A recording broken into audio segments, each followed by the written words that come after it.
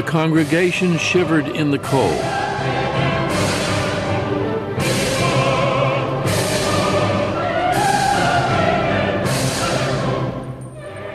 Notre Dame echoed with the sounds of 400 musicians and singers.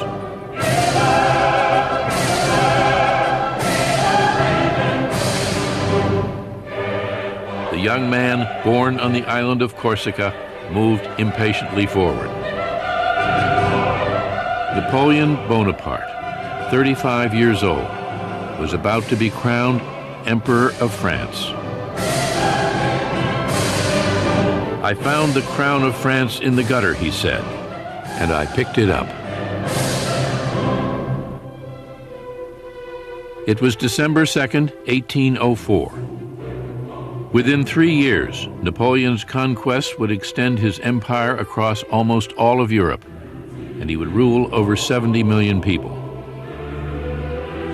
Not since the ancient Caesars had one man held so much power.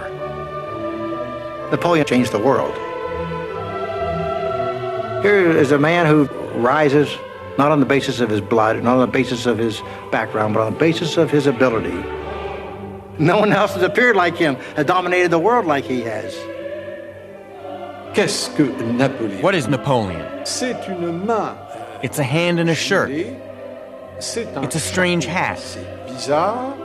Si vous mettez ce If you show the chapeau- hat, si if you vous show the mettez hand in the la main shirt, dans le gilet, in Japan, the United States, or France, everybody will say Napoleon. Napoléon. He was above all ambitious. He loved power. He said, "I love power," like a musician loves his music.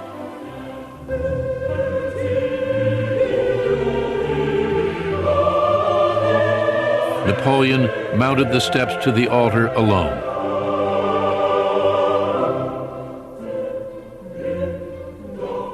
Seizing the crown in his own hands, he held it aloft.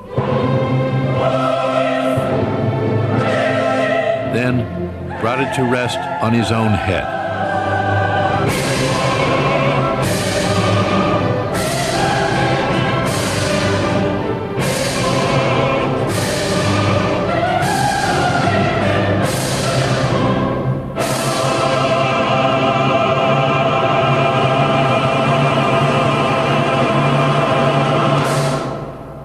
That morning, he had quietly told his brother, "If only our father could see us now."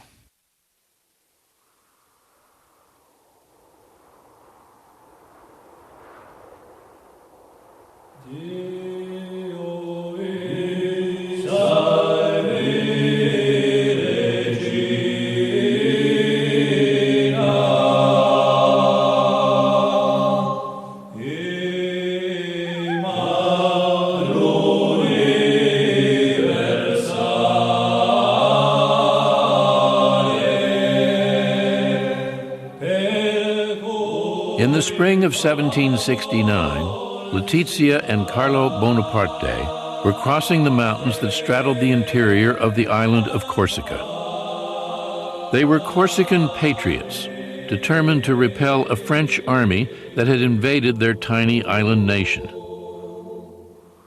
The Corsicans were only about 100 to 120,000 people of peasant or shepherd origin. They had very few firearms, very little gunpowder, and that was all. They had to defend themselves against the 22 million population of France, then the most advanced country in Europe. The Corsicans never stood a chance. After a year of fighting, leaving thousands dead and wounded, they were defeated, and Letizia and Carlo were going home. Letizia was 6 months pregnant.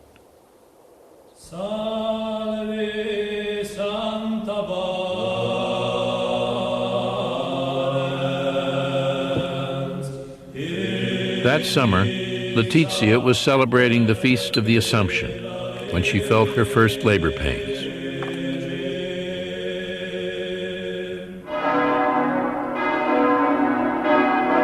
Later that day, August 15, 1769, she gave birth to a son, Napoleon Bonaparte. Born just after the bitter French conquest, Napoleon would spend his childhood hating France, the nation he would one day rule.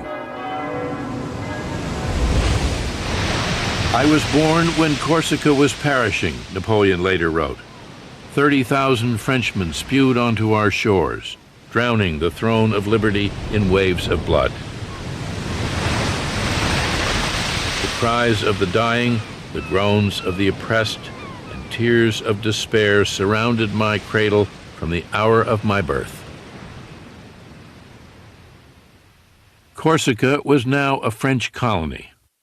Suspended in the Mediterranean between France and Italy, for centuries Corsicans had fiercely resisted invaders, Romans, Moors, Genoese. After the French victory, Corsican rebels fled to the mountains, where they continued to fight on. But Napoleon's father, Carlo, a 23-year-old university student, readily submitted. Soon he was wearing powdered wigs, embroidered waistcoats, and silver-buckled shoes. Napoleon never forgave him for betraying his Corsican heritage. He would later say harshly that his father was rather too fond of pleasure. I think Napoleon always held a grudge against his father for having submitted. But poor Carlo, he knew he had lost the battle. He realized the French were there, so he had to live with them and make the best of it.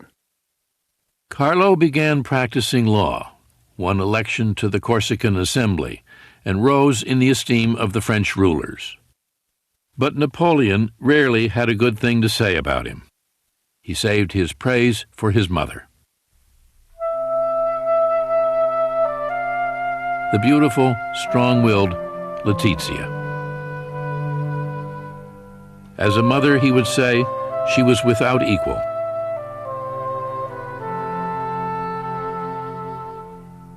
He was obsessed by her, fascinated by her, praised her enormously. She was very tough and determined little woman. 13 times pregnant, she had 8 surviving children. He says that all his success in life was due to the training she gave him. La mère. The mother. What a man, Napoleon said. She has the head of a man on the body of a woman. Carlo and Letizia owned a house in the country as well as one in the city, a mark of their status. They were Corsican aristocrats, but they were not rich. With 8 children, they struggled just to get by on an island that had been impoverished for centuries.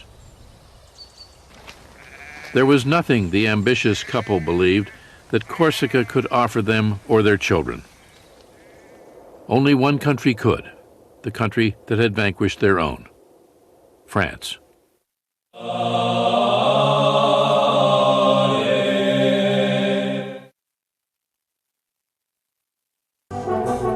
As a representative of the Corsican Parliament, Carlo traveled to Versailles.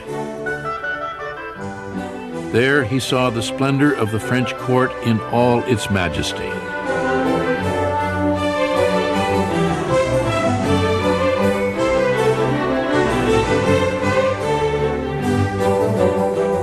France was the envy of Europe. Great Britain, Austria, Prussia, Spain, none had more people or greater wealth. While America was just beginning its experiment with democracy, Versailles gave testimony to the power of kings. Carlo was an awestruck provincial. Rumblings of discontent with King Louis XVI and aristocratic privilege were no concern of his. That Queen Marie Antoinette and a frivolous court were draining France of precious resources did nothing to diminish Carlo's delight in everything he saw. He dreamed that one day his children would become noblemen in that glittering citadel of power in which he had no place. For years, Carlo had nourished a plan. In Versailles, he saw it come true. He secured Napoleon a scholarship to a school in France. Napoleon set foot in France for the first time in the winter of 1778. A thin, sallow 9-year-old, accustomed to the warmth of the Mediterranean, suddenly alone on the windswept plains of northern France.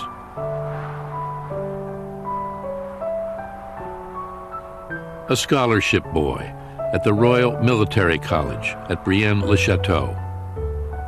He could hardly speak French. For the next 5 years, there would be no holidays, no visits home. He had no love of France. He still thought of himself as a grudging subject of an alien king. Il se sent corse. Il est entouré. He thinks of himself as a Corsican. He is surrounded by students who are the children of French aristocrats, and they have nothing in common with this little foreigner. Donc, lui, qui est un être fier, And since he is quite proud, he becomes a loner. il va s'isoler, il va se mettre à part. Napoleon would one day turn his sympathies toward France, but not without years of resentment and struggle.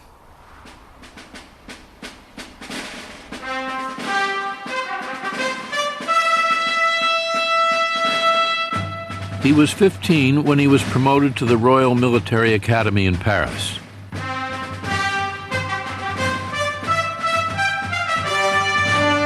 Along with the sons of some of France's greatest families, he would learn the splendors of French civilization. The Royal Academy was as much a finishing school, turning officers into gentlemen, as a war college.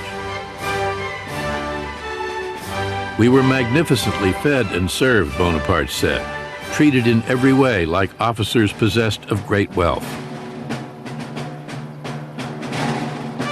The poor Corsican teenager still felt like an outsider. He had entered a world of opulence and luxury, but it only served to fuel his scorn for the privilege and snobbery of the French nobility. One teacher described him as quiet and solitary, frightfully egotistical, proud, ambitious, aspiring to everything. He would go far, his school report read, in favorable circumstances. He began his apprenticeship as a soldier when he was 16, a lowly second lieutenant, training with the best artillery unit in the French army. He grew expert at sighting a gun, handling rammer and shot, deploying men. One of the greatest careers in military history had begun. He feels that the regime will not let him have the position he dreams of. The top positions are reserved for the noblemen, while Napoleon comes from minor nobility, poor people. Frustrated in his military ambitions, Bonaparte dreamed of becoming famous as an author, wrote a brief history of Corsica, even tried his hand at a novel. Il se sait, il se pense, il se croit. He knows that he's capable of great things. Appelé peut-être à un grand destin. He feels that perhaps he's destined for greatness. But at that point, how can he possibly believe it? Il s'ennuie à mourir. He's bored to death. À mourir.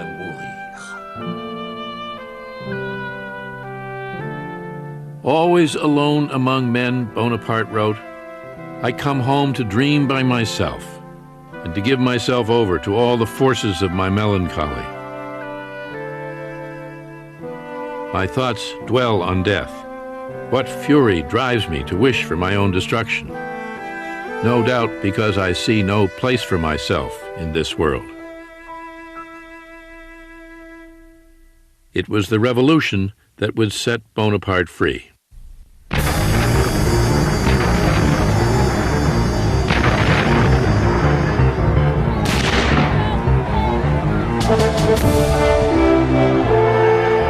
On July 14th, 1789, Paris erupted.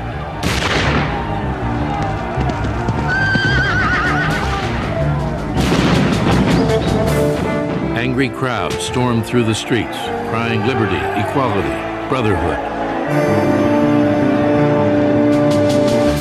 France was thrown into turmoil.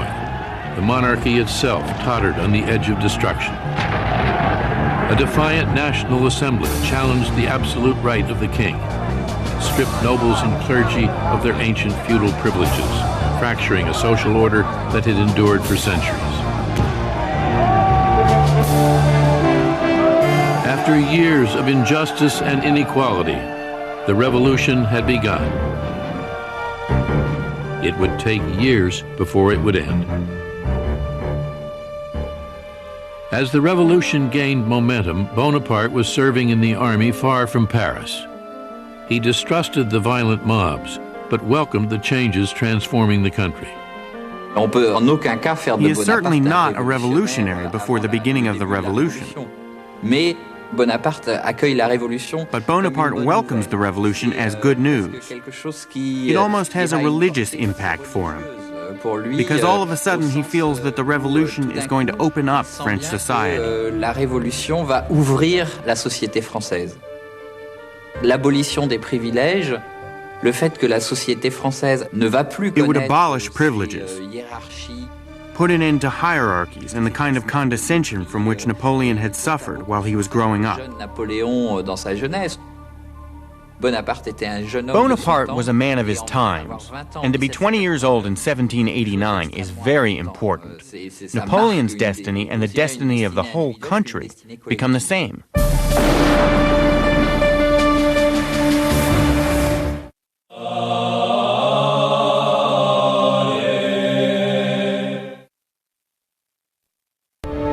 In the summer of 1792, Bonaparte was on leave in Paris and witnessed the last gasp of the French monarchy. In June, a mob stormed the Tuileries Palace and forced the king to wear the red revolutionary bonnet.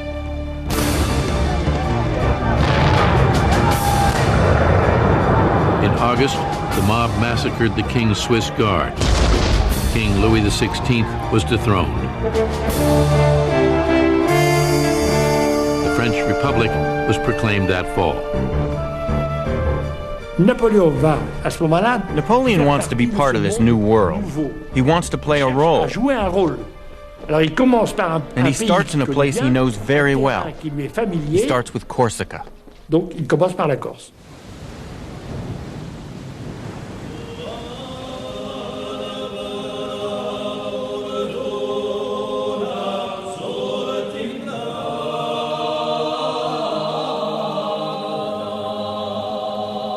Bonaparte was 23, an idealistic revolutionary, when he took leave of absence from the French army and returned to Corsica. The French Republic had made Corsica a part of France and given Corsicans all the rights and liberties of French citizens. Bonaparte, a lieutenant in the island's National Guard, threw himself into Corsican politics. Pasquale Paoli was the island's governor.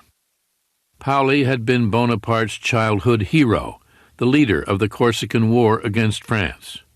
Now Bonaparte dreamed of rising to power, standing by Paoli's side. But he would be bitterly disappointed. Paoli did not trust him. A ragazzone inesperto, Paoli called him. A big, inexperienced boy. The Corsican patriot thought Bonaparte too ambitious, too self-centered, too sympathetic to France. Bonaparte and Paoli are on totally different wavelengths. Paoli retains the idea that Corsica should be independent. By this time, Napoleon Bonaparte is perfectly comfortable with a Corsica that is part of revolutionary France. Bonaparte soon became the leader of a faction opposed to Paoli. Clan rivalry ran deep on the island, intensifying the political struggle between the two men. Paoli's partisans and Bonaparte's were soon at war. In the end, Paoli proved too strong. Bonaparte's home was sacked and he was forced to flee to the mountains. The Corsican Assembly declared Bonaparte and his entire family traitors and enemies of the fatherland, condemned to perpetual execration and infamy. Bonaparte no longer had the right to live in Corsica. He had been given a death sentence by his own people. His idealism shaken, Bonaparte wrote his brother, "Among so many conflicting ideas, the honest man is confused and distressed. Since one must take sides, one might as well choose the side which is victorious. Considering the alternative, it is better to eat than be eaten."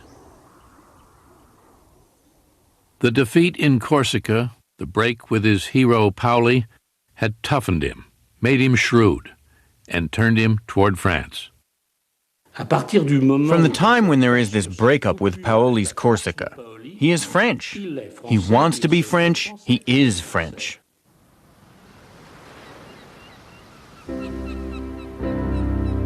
On June 10th, 1793, he set sail for France with his widowed mother, 3 brothers, and 3 sisters. A refugee family, carrying with them all they owned in the world. 24 years old, he was banished from the land of his birth forever.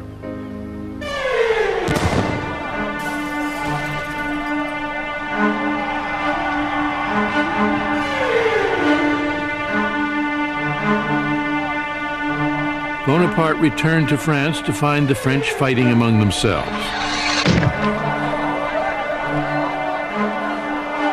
The king had been executed. The Queen and thousands more followed him to the guillotine. There were cities in revolt, uprisings in the provinces. Maximilien Robespierre was in charge now. The austere, moralizing leader suspended the Constitution, vowing to save the Republic from its enemies at any cost. The revolution turned into the Terror.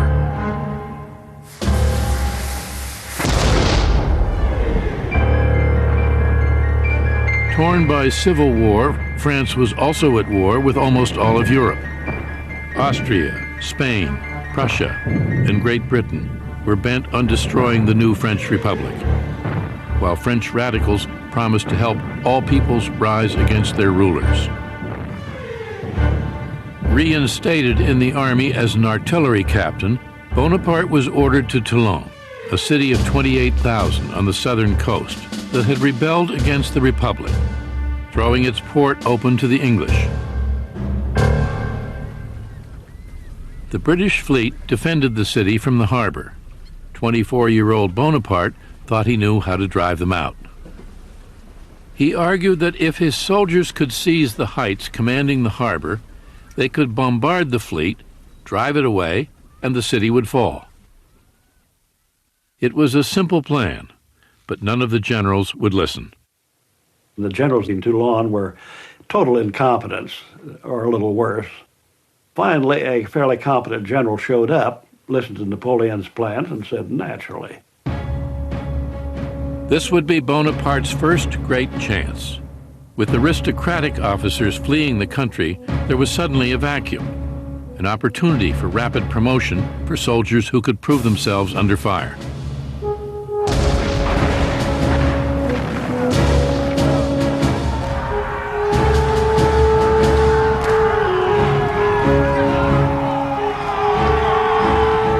Bonaparte fought bravely, leading his men in the assault on the fort guarding the heights, suffering a wound in the thigh from an enemy bayonet.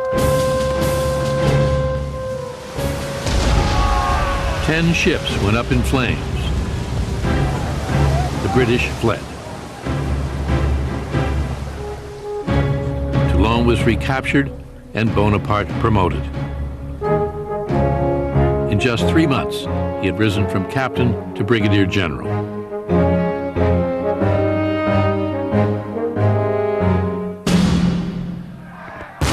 The Republic continued to fight for its life, still clashing with enemies beyond its borders, still in turmoil at home.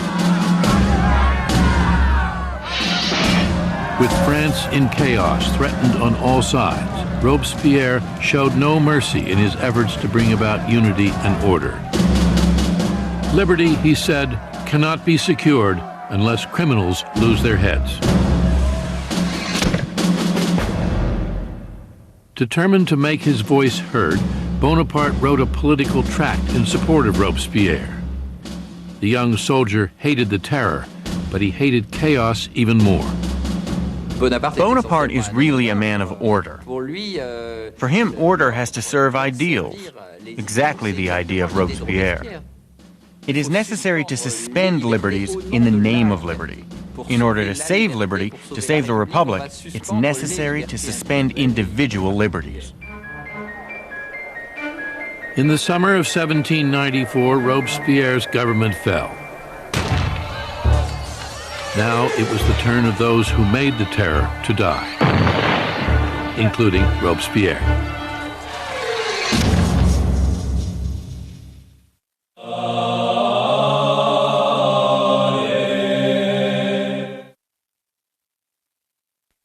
In the spring of 1795, Bonaparte headed for Paris. Now a brigadier general, he was determined to rise still higher.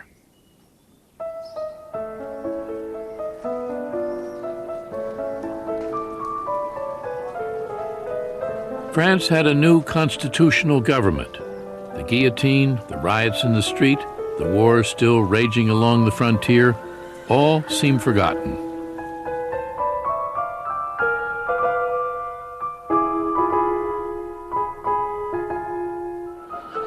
Bonaparte frequented the salons where the women who dominated Paris society held court. The women here, he wrote his brother, are the center of importance. Here alone of all places on earth, they appear to hold the reins of government. But they wanted little to do with him. He was just another ambitious young soldier. I can still picture him, one noble woman remembered. He wore badly made dirty boots and a nasty round hat pulled down over his eyes. An overall sickly effect was created by this thinness and his yellow complexion. Bonaparte seemed to have come to a dead end. He was desperate for promotion, but no one paid any attention. If this continues, he wrote his brother, I shall end by not stepping aside when a carriage rushes past. Then political turmoil once again gave him his chance. On October 5th, 1795, crowds of Parisians stormed through the streets alongside National Guardsmen bent on restoring the monarchy. The rebellion threatened to topple the Republic. The government called on Bonaparte to repel the attack. There wasn't much other choice, actually, when this rebellion broke. There aren't any competent generals in Paris. Here's young Bonaparte. He's a man of conviction. Put him in. Napoleon was not one to pussyfoot around. He would use all his weapons. Nobody had really used cannon on the Paris mobs before.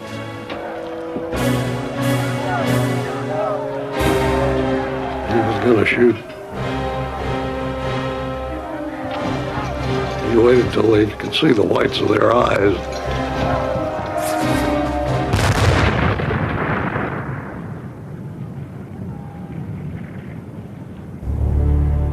The enemy attacked us, Bonaparte wrote his brother. We killed a great many of them. Now all is quiet. I could not be happier.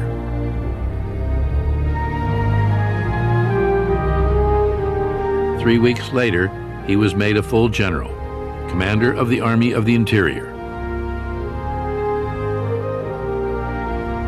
He was 26.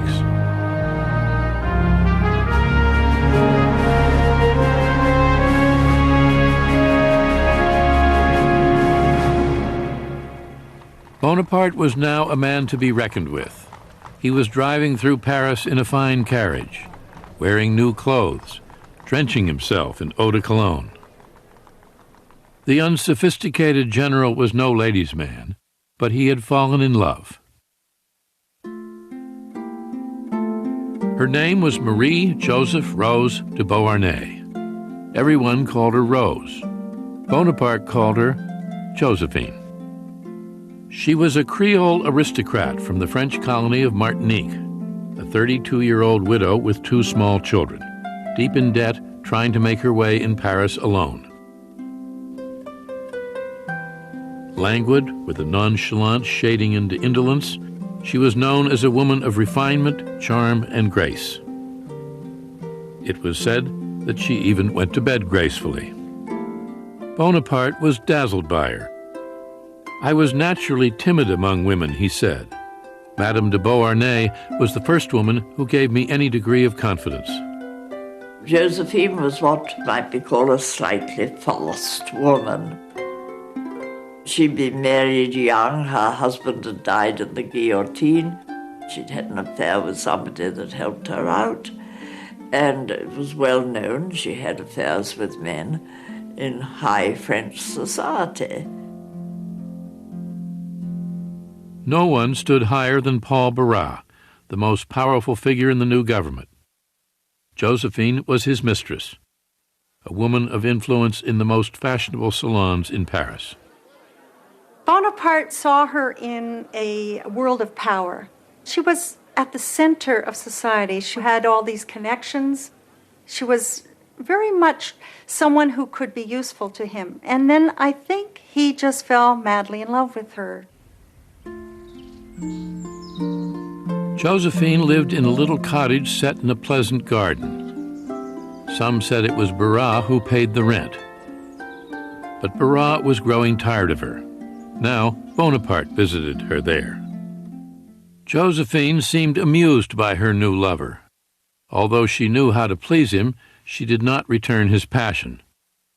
When Bonaparte proposed marriage, she hesitated. She wasn't attracted to him at all.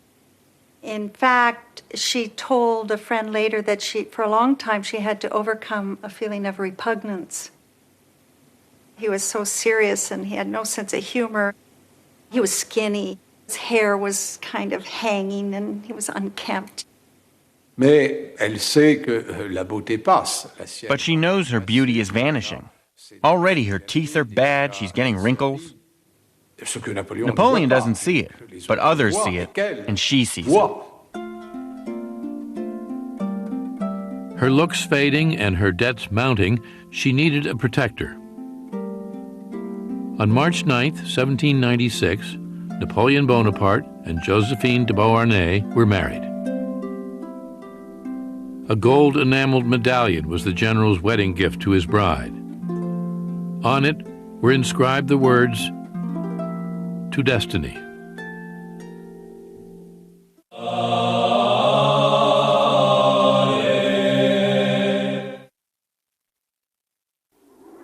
Bonaparte was sent to the Italian Alps. Josephine's former lover, Paul Barras, had helped win him an appointment as supreme commander of all French forces in Italy. His assignment was to challenge the Empire of Austria and their Italian allies. He had never commanded an army before. Young and untested, no one expected very much from him, especially his own generals. Tout le monde l'attend avec un peu de moquerie. Everyone makes fun of him before he gets there.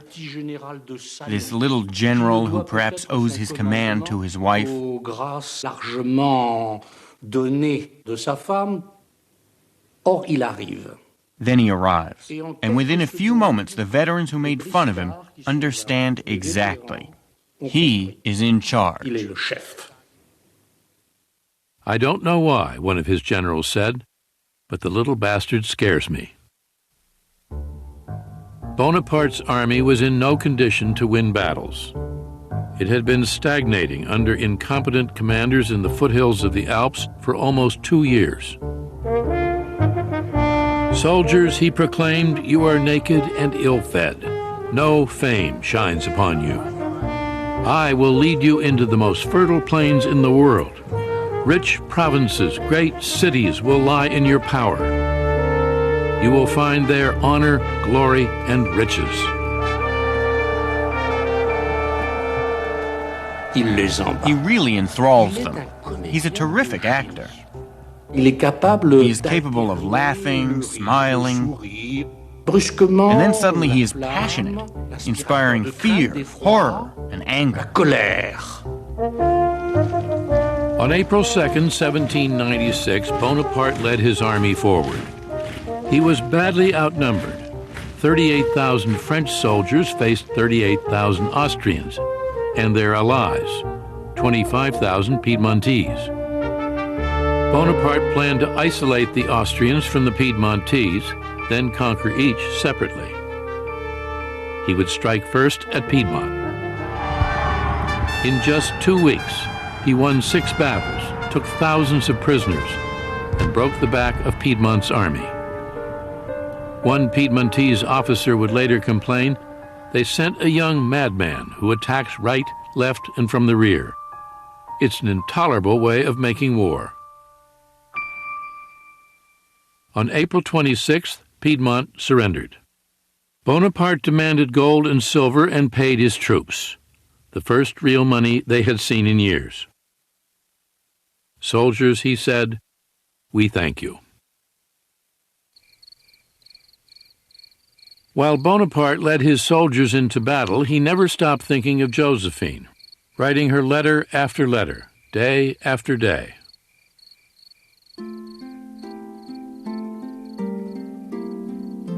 "Not a day goes by without my loving you," he wrote her.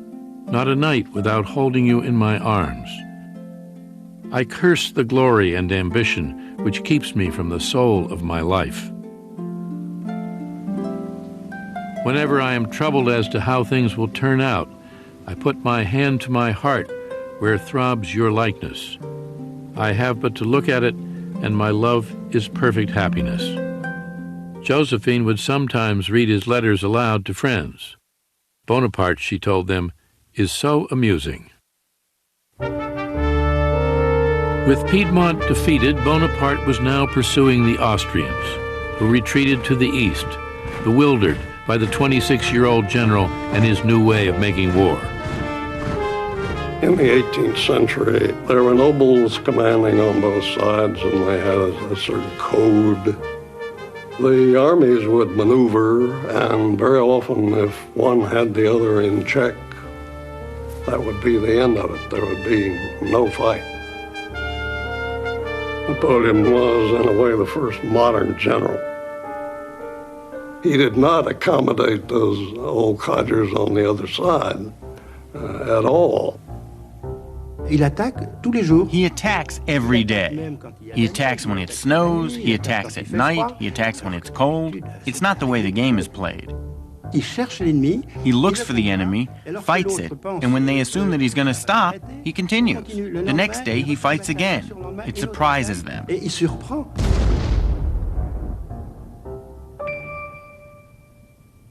As the Austrians fled, their rear guard hoped to slow Bonaparte down by making a stand at the little Italian town of Lodi. They fortified a narrow wooden bridge with 14 cannon and 3 battalions and dared Bonaparte to cross it. The general ordered a simple frontal assault on the bridge. Everything would depend on the courage of his men.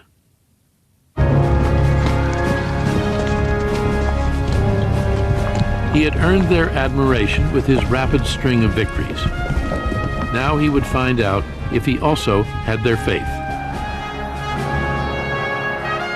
How do you incite men to do something like that? It's charisma. I mean, he got tremendous presence. Napoleon was a master at motivating his soldiers.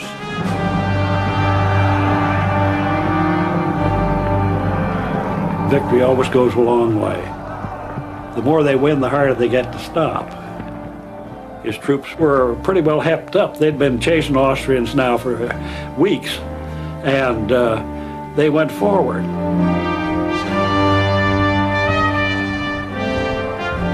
There are no tactics at all. The troops come in so enthusiastically and quickly, it surprises the enemy. It's just a question of enthusiasm. Everyone throws themselves into it. Everyone risks death.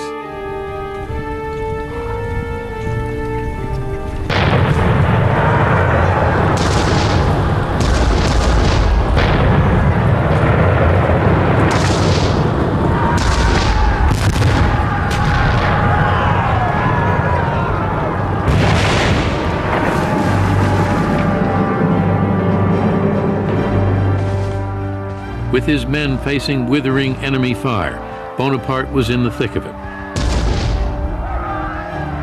He was actually up there laying in the cannon, which was a corporal's job. But he was always up there with them. This is a man with absolute courage. He's wherever he's needed. If he's needed up at the very front to encourage people, he's there.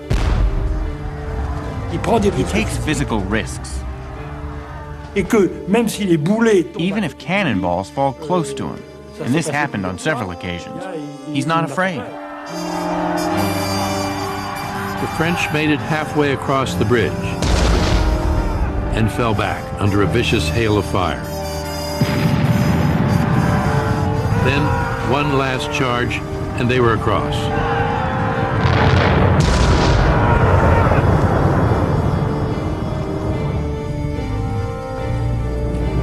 The Austrian guns fell silent. Here they thought they were safe behind the river, holding the bridge. Once the French come across the bridge and beat the living Jesus out of them. It's a real spectacular job. It wasn't a big battle. The casualties were not particularly heavy, but he had imposed his will on his own men and the enemy, both. It was not a great victory.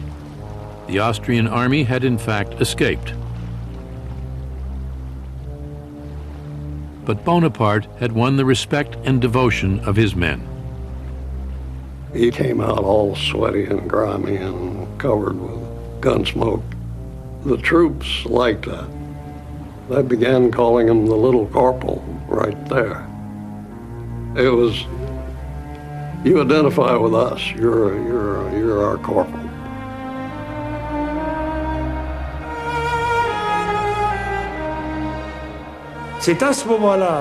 This is the moment when he becomes convinced that he has a lucky star, and that destiny has chosen him to accomplish great things. They haven't seen anything yet, Bonaparte told one of his generals. In our time, no one has the slightest conception of what is great. It is up to me to give them an example. There was a spark.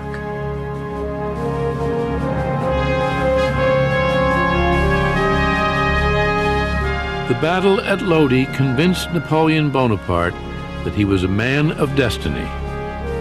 From that moment, he said, I foresaw what I might be. Already I felt the earth flee from beneath me, as if I were being carried into the sky.